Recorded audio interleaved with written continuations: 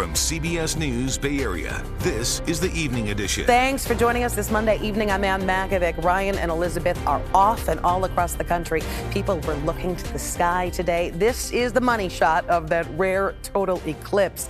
The moment that the moon moved in front of the sun, putting Mexico in complete darkness. Millions of people got to witness the eclipse totality. And here in the Bay Area, we got a partial view. This photo was taken by our weather producer, Billy Poon. Just a slice of the sun was covered, but it was still a sight that brought people out to watch parties around the Bay Area. John Ramos took in the eclipse from the Chabot Space and Science Center in Oakland.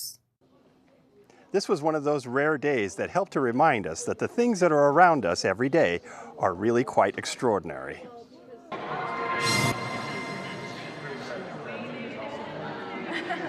The Chabot Observatory is usually quiet on Monday mornings, but not today.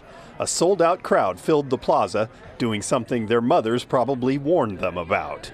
Yeah, no, we're definitely going against our basic instincts right now, I think, today. Why?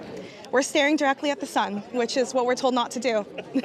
But there were all manner of devices to do that safely, from foil safety glasses to telescopes of all sizes, with filters removing 99.9% of the light. Casey Welton finally had a chance to try out her new smart telescope for her iPhone. Yeah, I was ready. I've been waiting months for this. I'm really happy that it's come along. An amateur stargazer, Dr. Albert Brooks, was eager to show off what he could do with a cereal box. So you don't need a high-tech telescope to see this. It's a Raisin Bran viewer. As people outside viewed the partial eclipse, inside, the real show was being televised as the total eclipse moved up through Mexico and Texas. It was a breathtaking sight. It feels so powerful, right? And feels magical almost. And the aura is really beautiful. I just feel lucky to be alive, to see all this beautiful stuff in this world. He's right about being lucky because Chabot astronomer Gerald McKeegan says we just happen to live on this planet at the perfect time to view this unlikely celestial event. The sun is about 400 times farther away. Coincidentally, the sun is about 400 times bigger than the moon. So the two sets of numbers line up just right so we can see a perfect total solar eclipse.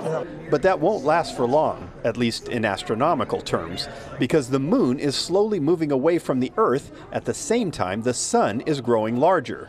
Dinosaurs would not have had this, and whoever is around 200 million years from now, they're not going to get it either. So neener. Right. So this is a special time. But in the rush of our lives, we often lose sight of the natural wonders that surround us every day. Sometimes it takes something magical to bring that back into focus. Every once in a while, something like this happens, and it reminds us that we are part of a much larger universe. And I think that's one of the great things about it. And just like that, it was over. The sun and moon parted ways, and people went back to their everyday lives. But perhaps with the realization that the space we live in is much bigger than we know. Well, you could not have picked a nicer day to watch the eclipse at Stanford. A large crowd gathering at the Oval today. They were given those special glasses to check out the partial eclipse safely, and they said it did not disappoint. I've never seen an eclipse before. This is my first time in person. I love it so much. It's so exciting to see, a couple hundred people out here excited about science as well. And I hope people stay inspired. They want to learn more about the planetary sciences and maybe come work with us someday.